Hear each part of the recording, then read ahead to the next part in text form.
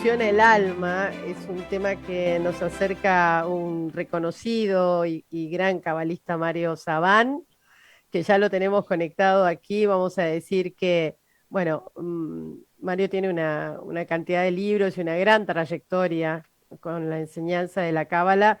Y hoy quisimos tener la oportunidad de meternos con un aspecto, ¿no? Que nos toca a todos y que a veces es difícil de comprender, que es esto que se llama o se hace llamar o lo llamamos alma. Y lo cierto es que a veces entramos en estas, como diría yo, intrigas, ¿no? Si realmente cuando se dice conectar con nuestra alma, ¿lo hacemos? ¿Hay señales? ¿Hay manera de darnos cuenta que eso está pasando? Mario, bienvenido, ¿cómo estás? Gracias, Maga. Excelente. La verdad que un placer muy grande estar aquí contigo. Y el tema del alma es un tema realmente impresionante, porque en el último siglo, quizás los dos últimos siglos, se confundió mucho la mente con el alma. Fíjate, la propia psicología, que quiere decir el estudio del alma, psique, se transformó en el estudio de la mente, ¿no? Del alma. Entonces, claro, cuando uno habla del alma, y sobre todo en el mundo espiritual, ¿cómo se define, digamos? ¿Dónde está el alma? ¿Qué es el alma? No, no, es como que estamos hablando de una especie de cosa muy abstracta, que no sabemos bien qué es, la sentimos todos, por eso hacemos referencia a ello, pero no sabemos bien. Mira, desde el punto de vista de la Kabbalah, el alma tiene niveles. Para poder entender el alma, para que la gente lo entienda como rápidamente, ¿no? Después uno puede profundizar, uno tiene que hacer un cono. Eso es como el alma, ¿no? Un cono. En la base del cono, nosotros tenemos el cuerpo humano, porque el cuerpo humano para la Kabbalah también es parte del alma. Es decir, que cuando yo te miro a ti, tu cuerpo, y tú me miras a mí, estamos mirando el alma. Entonces, ¿qué es el alma en principio? En su máxima densidad es el cuerpo, lo que nosotros en Kabbalah llamamos el alma animal. El alma animal es la que hace todas las funciones y necesidades biológicas que conocemos. Y eso es lo que revelamos, digamos, al mundo. Luego tenemos las emociones, que el alma emocional, en hebreo lo llamamos ruach, que es como el viento, el soplo divino, diría el texto bíblico, donde eso es lo que nos hace sentir, pero sentir desde qué punto, porque hay que tener cuidado, porque nosotros en Occidente lo llamamos el sentir emocional, y nosotros en la Cámara lo llamamos los pensamientos del corazón. Para nosotros el corazón piensa, así como el cuerpo piensa, porque el cuerpo tiene el sistema gastrointestinal donde también piensa el cuerpo. Entonces, el alma piensa a nivel del cuerpo en lo gastrointestinal, el alma piensa a nivel, podríamos llamarlo cardiovascular, en el área del sentimiento, pero como pensamiento del corazón. Y luego tenemos un nivel del alma, es decir, un nivel de energía que se corresponde con la mente, pero que no es la mente. Es decir, el alma se posa, digamos, dentro de la mente, pero el cerebro sostiene, con lo cual los pensamientos muchas veces no tienen que ver con el alma, tienen que ver, podríamos decir, con una especie de domesticación cultural que tiene la persona y de la cual eso muchas veces no quiere decir que sea el alma. Pero hay otros dos niveles superiores, que es el potencial de lo que nosotros somos, que no sabemos lo que somos en el potencial, es decir, lo que tú vas a hacer mañana y lo que yo voy a hacer mañana, eso ya está como información encriptada dentro, digamos, de lo que podríamos llamar el alma, pero estaría en una zona, podríamos decir, fuera del cuerpo. Es decir, es una energía que me pertenece, pero que en realidad todavía no entró en mi alma, porque todavía yo no la he descubierto. Es como una energía cósmica, para llamarla de alguna manera, que está fuera de la energía psíquica que yo tengo. Entonces, el alma tiene energía material, energía emocional, energía intelectual, todo eso está dentro de nuestro cuerpo, pero en el extramaterial, en lo extracorporal, tenemos una energía que nos pertenece, pero que nos va a pertenecer luego de que nosotros la podamos incorporar. Eso se llama hayá en hebreo, es decir, la vivificación, el potencial del cual todavía yo no soy consciente porque está en el secreto, en un nivel de secreto, pero que se va a revelar en algún momento. Es una identidad que se va a revelar mía y que todavía no la tengo. Y termino en el quinto nivel, que el quinto nivel ya es mucho más difícil de explicar, es decir, la apertura del cono, ¿no? Para arriba. El quinto nivel es todas las energías del cosmos que no me pertenecen, que quizás no van a entrar en mí, pero que yo puedo sentir en un momento. Si anulo mi yo, si hago una aniquilación del yo, puedo sentirme parte de la totalidad del universo y quedar totalmente, podríamos decir, anulado, aniquilado y sentir que pertenezco a una totalidad. Son momentos de iluminación o de éxtasis que cambian mucho en muchas personas. Uno lo puede tener en un paisaje, otro lo puede tener en una relación sexual, otro lo puede tener con una mirada con un niño. No sabemos bien por qué sucede que hay una iluminación donde el alma se fusiona con la totalidad y termina de pertenecer al universo en general, que es cuando ya no hay más miedo a la muerte, ni miedo a la vida, ni miedo a nada, porque uno sabe que es una parte del continuo. Entonces, claro, si no analizamos los niveles del alma, muy difícil saber lo que es el alma, porque los niveles de conciencia del alma suben y bajan por estos 5 niveles. A eso quería llegar, que hablas de los niveles de conciencia, que en un punto se lo podría comparar con la evolución de una persona, por ejemplo, cómo, cómo se mide la evolución teniendo en cuenta todos estos niveles, ¿no? Que muchas veces incluso también se menciona o se dice es un alma vieja, ¿no? Que ya viene. eh, Así es. El, ¿Cómo, el, cómo se el, ve, digamos, esto? ¿Cómo se percibe? Porque no tiene sí, una métrica, digamos. claro. La métrica es una métrica que se mide en tu interior de acuerdo a tu paz interior. Esa es la única métrica que tenemos. Es decir, no tenemos una métrica social que la podemos medir de fuera. Es decir, yo puedo ver a ti con paz interior y de repente en tu alma hay un fuego y una guerra terrible. Y entonces lo que tú me muestres de fuera no me da la pauta de realmente tu sensación. Por eso, desde el punto de vista de la espiritualidad, es muy difícil de explicar porque son experiencias interiores. Entonces, yo te explico mi experiencia interior y si tú no pasaste por la experiencia interior, probablemente entenderás la teoría, pero no entenderás lo que te digo, porque el alma tiene que pasar por ahí para entender lo que decimos. Entonces, la primera cuestión con la espiritualidad es que la métrica que tú dices no es una mesa, digamos, yo puedo medir el nivel que yo puedo tener. Lo que sí puedo medir en mi interior, y te vuelvo a reiterar, no hay medición exterior posible, es los cambios interiores de paz que yo tengo. Por supuesto, alguien me va a decir, bueno, tengo una paz muy grande en mi interior, mi relación con el mal, por ejemplo, ha cambiado. Es decir, cuando me sucede algo que yo lo considero negativo, lo transmuto y puedo seguir, en cambio no me hundo. Entonces el mal tiene mucho que ver con una, podríamos decir, métrica. En realidad, esa métrica de la que tú hablas es el árbol de la vida para nosotros en la Cábala, porque es en cada dimensión cómo podemos establecer una medición de cómo tenemos las energías. El árbol de la vida es un mapa de todo el alma, donde nosotros ahí podemos saber cómo están distribuidas nuestras energías. Entonces, no encontré yo en otras espiritualidades, quizás el eneagrama se acerca, pero no lo sé exactamente porque yo no lo he estudiado, pero en el árbol de la vida lo que sí te puedo decir es que sabemos conscientemente, tomamos conciencia cuando estamos aplicando demasiada energía en un punto y demasiada o poca energía en otro. Ahora, hay algo bueno con respecto al mal, porque hay un mal interior y hay un mal exterior, es decir, hay un mal que lo tienes dentro, una parte oscura que no puedes corregir eventualmente, que es un mal que no sabes dónde situarlo, pero lo bueno del mal exterior es que muchas veces te resitúa o te proyecta en el problema que tú tienes dentro. Por eso nosotros decimos, si no te pones un límite a ti, la vida te va a poner un límite.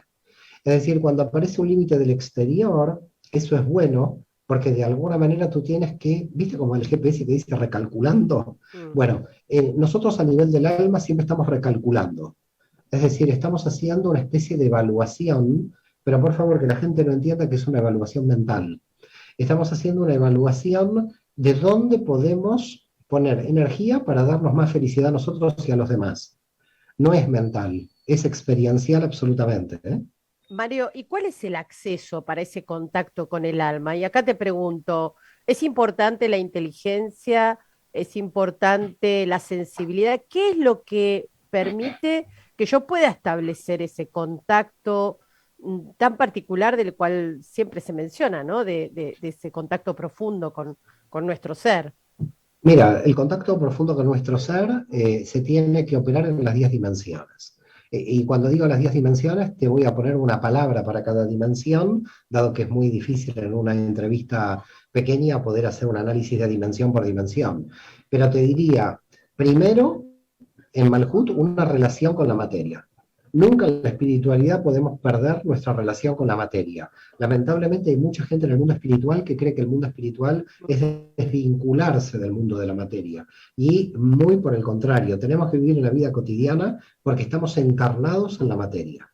En la materia que tiene muchas limitaciones, por lo tanto es muy difícil a veces pasar por la materia, pero este es nuestro destino, por eso estamos encarnados. Entonces, trabajar dentro de la materia es lo primero, conciencia de la materia, de un equilibrio de que la materia es un instrumento para crecer, de que no tengo que vivir, por supuesto, a merced de la materia, pero que sí la necesito, sí tengo una necesidad en esta encarnación física. La segunda, el aspecto social, familiar, de pareja, o el que no tenga pareja, que tenga amigos, que tenga una relación de familia. La relación social es importante. Hay mucha gente en la espiritualidad que es una especie de monje, que se va y no quiere ver a nadie. Y eso también es muy complicado porque marca otro desequilibrio.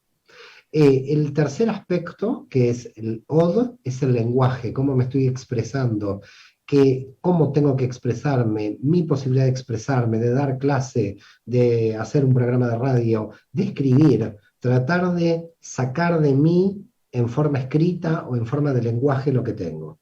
Luego, en Netzach tengo otro lenguaje, que es el lenguaje simbólico, como bailo, como pinto, como escucho música, también tiene que ver con otro tipo de lenguaje, un lenguaje mucho más abstracto, que también lo tengo que realizar, porque el que no se manifiesta en el lenguaje, el problema que tiene Maga es que lentamente se va encerrando en sí mismo, y mucha gente cree que espiritualidad es eso, ir encerrándose en sí mismo. El quinto punto es sí ir en un sistema de introspección hacia adentro, con estados de soledad necesarios, pero para sacar de dentro lo que puedo dar afuera. Es decir, yo necesito espacios para mí para poder dar a los demás, porque si no, no puedo seguir dando a los demás. Por ese motivo, es muy peligroso mucha gente en el terreno espiritual que da a los demás en forma indiscriminada, pero que no se cuida, digamos, a sí misma, que no se pone un límite a sí misma. Luego está el nivel de Geburá, que es el límite a los demás y el límite a mí mismo, los límites que me pongo de horarios, de actividades, una disciplina. En la espiritualidad se necesita mucha disciplina, porque lamentablemente muchas veces se confunde el flujo con la indisciplina, con la desorganización. Uno tiene que fluir, pero no dejar de tener disciplina. Entonces, también se necesita una disciplina de horarios, de comidas, cierta disciplina, cierta organización, diríamos. Luego Gesed, ¿no? Gesed es cuánto me perdono, qué compasión tengo conmigo, cómo no me culpo, cómo no arrastro culpa, cómo me perdono para corregir, porque si me cargo de culpa no me perdono jamás. Entonces, si no tengo esta capacidad de compasión en Gesed, no puedo seguir adelante. Luego, la inteligencia, la biná, la organización, los conceptos. No caer en lo abstracto mental, que los conceptos tengan relación con la realidad, que los conceptos tengan una organización del mundo espiritual, que la teoría no se escape de la realidad, pero sí una inteligencia, yo no lo puedo cambiar. Si tienes esto, entonces tienes conciencia. Ahora, Mario, decís estos 10 niveles y que estén simultáneamente todos activos, quiere decir que la posibilidad de contacto con el alma es como una lotería, más o menos, ¿no? Digamos, No. es Vos mucho lo estás. que No, decís. perdón. Sí, pero vos estás en contacto con el alma en todos los niveles. En todos los niveles estás en contacto con el alma. Lo que pasa que no en el alma en su totalidad para lograr el equilibrio. Claro que es mucho. Claro, Porque no, este es además otro que son problema, como, Maga. a veces cuando nos pasa es esa sensación de que tenemos flashes, ¿no? Esos flashes, esos momentos Ah, sí, sí, digamos, sí, pero de cuidado. contacto que son muy, Porque, sí, sí, pero cuidado, Maga, con eso. Porque tú puedes tener un flash y después no integrar. Hay gente que tiene muchos flashes, hay gente que va, toma el veneno del sapo, a la ayahuasca, tiene muchos flashes, pero después del flash ¿qué haces con el flash? Es decir, podés ir a la Patagonia, mirar a los pingüinos, y después, ¿qué haces con el flash? Es decir, el problema aquí no es la iluminación, es la integración. Estamos todos iluminados, pero no estamos integrados. Hay gente que cree que la espiritualidad es tener esa iluminación y hay que a la gente sacarla de ahí porque si no la estamos engañando. La iluminación es una parte del proceso.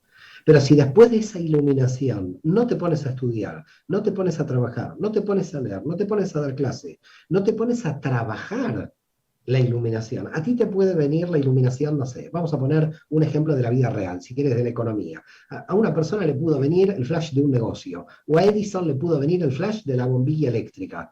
Pero si Edison no se puso a hacer bombillas eléctricas hasta sacar la bombilla eléctrica, nunca hubiéramos tenido la bombilla eléctrica. Es decir, la iluminación no está mal, la tenemos muchos, te diría que la tenemos todos, pero el problema de la iluminación es que después hay que trabajar. Y ahí es donde la gente no cree que la espiritualidad no es trabajo. La espiritualidad es un esfuerzo de todos los días, del esfuerzo si estás en pareja, del esfuerzo si estás en familia, de cómo contestar al otro, de cómo no contestarle. Es parte de la vida real. Si vamos a hacer un retiro, vamos a ir a una montaña, vamos a ser todos buenos, vamos a orar todos juntos, vamos a estar todos de la mano, pero cuando vos estás guiando la radio y te roban el aparcamiento, hay que ver ahí si eres buena, como estabas en la montaña. Entonces, si tú no logras la bondad de la montaña, bajarla cuando alguien te roba el parking, entonces no está integrada la iluminación. Por eso hay gente que está iluminada, va a la montaña, todos felices, pero cuando bajamos seguimos siendo los mismos. Entonces, si seguimos siendo los mismos y no hemos sido transformados, entonces no hemos integrado y no hemos aumentado el nivel de conciencia. Es fácil darse cuenta de, de esos, diría yo, que estamos aprendiendo, poder definirnos a nosotros, mirarnos y decir, bueno, esto está mejor, se podemos ser, o en general lo nota más el otro. En general lo nota el otro, pero finalmente uno se va dando cuenta con los años y con el tiempo. Es decir, al final termina siendo fácil, pero al principio no es fácil. Al principio no es fácil, siempre lo nota el otro. Por otra parte, el otro lo que nota siempre es la mirada del otro. Entonces hay que hacer un trabajo de introspección personal para saber uno realmente. Y en Cábala se habla mucho de lo que se llama la honestidad radical, porque al final el otro tampoco ve todo lo que uno es, porque a todos los otros en cierto modo les podemos engañar a nivel mental, pero donde no nos podemos engañar es a nosotros mismos, porque la verdad, ¿dónde está el problema de engañarnos a nosotros mismos? Que vivimos infelices. Entonces, si tú quieres ser feliz, no te puedes engañar a ti misma. Y a un punto que no haces ningún negocio de engañarte a ti misma, no es ninguna ventaja. Entonces, uno puede mentalmente engañar a los demás, pero engañarse a sí mismo para ser infeliz realmente no tiene ningún sentido. Y es ahí donde entra la honestidad radical. Mario, siempre se habla de la inmortalidad del alma, ¿no? Y sin embargo, a pesar de que puede ser un concepto, porque creo que es difícil que podamos percibir esa inmortalidad, digo, ¿no? No sé cómo puedo asegurarme eso, porque eso también es una de las cosas que genera esta especie de miedo a a la muerte, ¿no? El no tener asegurada o la certeza, me lo dicen siempre, la inmortalidad del alma, el alma nunca muere. Eh, a pesar de saber eso, desde distintos lugares, no me da la tranquilidad con respecto a estar o no en este plano. Bueno, mira, en principio yo querría decir que el alma va a morir, el alma no es que no va a morir, y además que el alma en algún momento nació, porque si el universo nació, el alma nació, y como el universo va a morir, el alma también va a morir. Cuando nosotros hablamos de alma inmortal, estamos diciendo que se va reencarnando, pero no que sea inmortal, porque en algún momento nació el alma. Es decir, las almas nacieron en algún momento cuando nació el universo. Eso está explicado en la Cábala, el universo debería, y en algún momento el universo va a poder desaparecer también y las almas también van a desaparecer. Entonces, el alma es inmortal en la medida en que el universo sigue existiendo, pero el universo deja de existir y las almas dejan de ser inmortales. Así que yo no hablaría de almas inmortales. Las almas somos espaciotemporales, no inmortales. Tenemos un nacimiento y un final. Lo que pasa es que estamos hablando de millones de años luz, entonces hablamos de inmortalidad del alma. Pero no es realmente, porque el alma nació en algún momento, tu alma, mi alma. Ahora, la cosa es mucho más compleja en la Cábala. Nuestras almas en realidad no son almas, son partes de bancos de información, no son almas. Es decir, hay almas nuevas, si se quiere, porque se van dividiendo las informaciones. Es decir, hay almas nuevas y almas viejas. En general, hoy se dice que casi todas son almas viejas. Es decir, que prácticamente hoy ya no hay almas nuevas. Pero ¿a qué llamamos almas nuevas y almas viejas? Bueno, almas viejas son aquellas que ya hicieron su proceso de rectificación muy avanzado, no tenían que haber ni encarnado, y que algunas encarnan solo para enseñar, y otras que están haciendo su proceso de rectificación.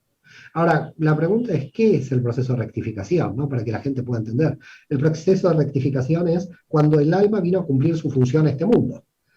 Entonces, la pregunta es, ¿cuál es la función del alma? Y ahí entonces se analiza el árbol de la vida, porque cada alma tiene una función.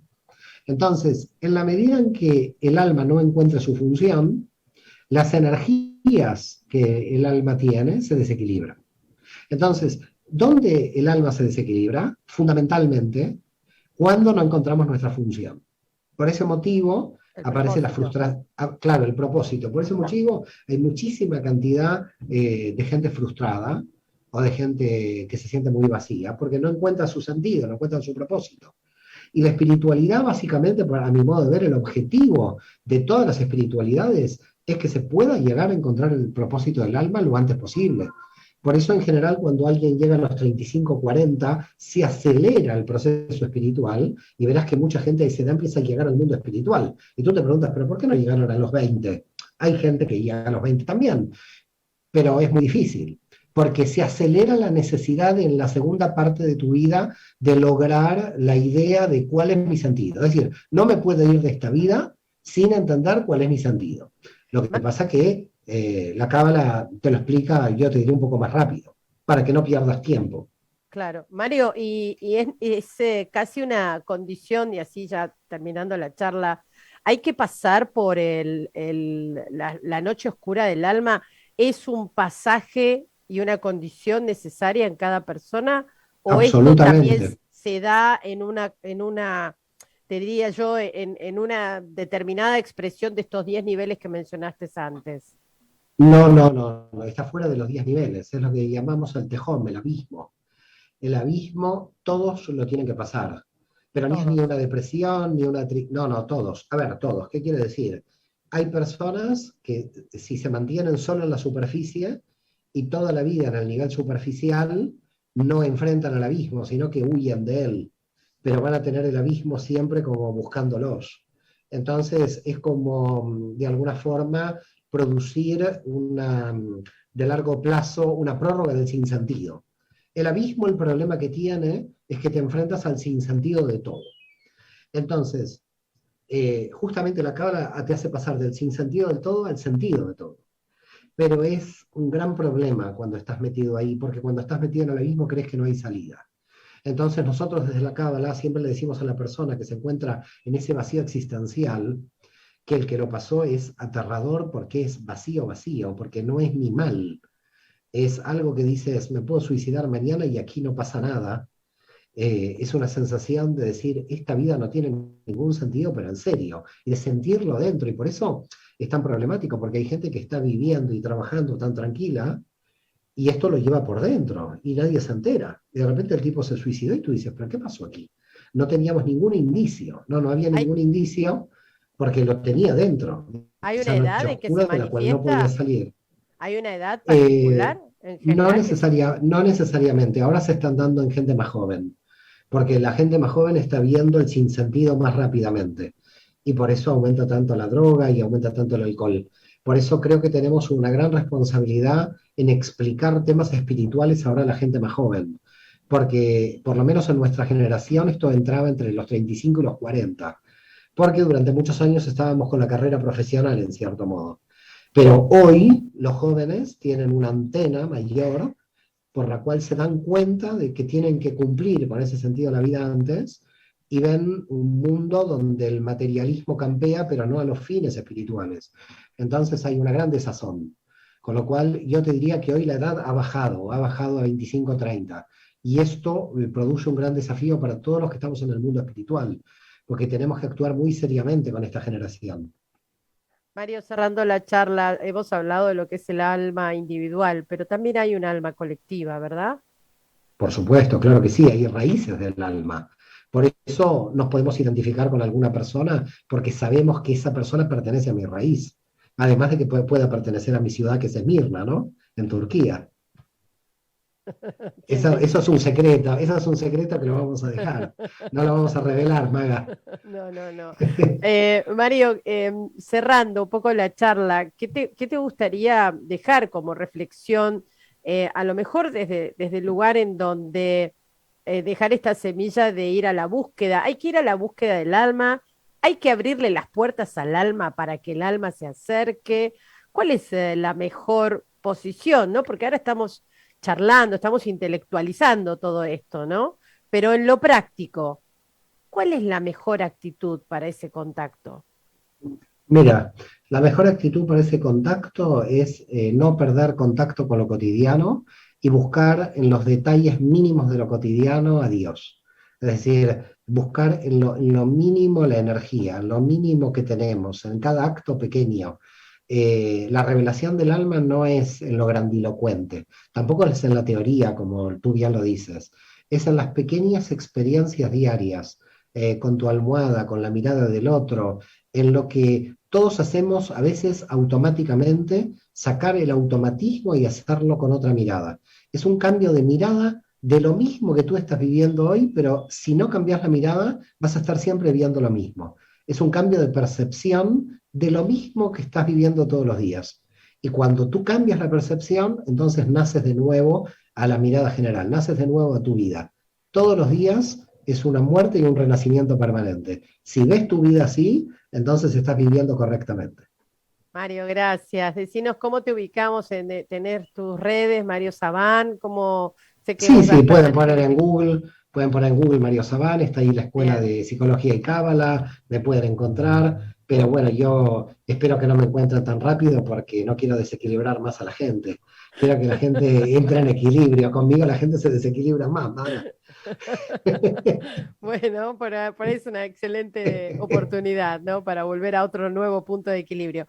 Mario, gracias, ¿eh? Te No, al dejo un contrario, abrazo muy Maga, grande. un beso gigante, un saludo a la Gracias. radio. Hasta Cuídate, cuídate, pronto. hasta ahora. Chao, chao, chao, chao. Bueno, yo me voy a despedir acá con una frase que encontré, una frase que dice justamente, dice, el alma se limpia con el perdón, se hidrata con la oración, se nutre con la palabra y se protege con la fe. Y con esto me voy. Gracias a todos. El Portal es una realización de Mantra Producciones.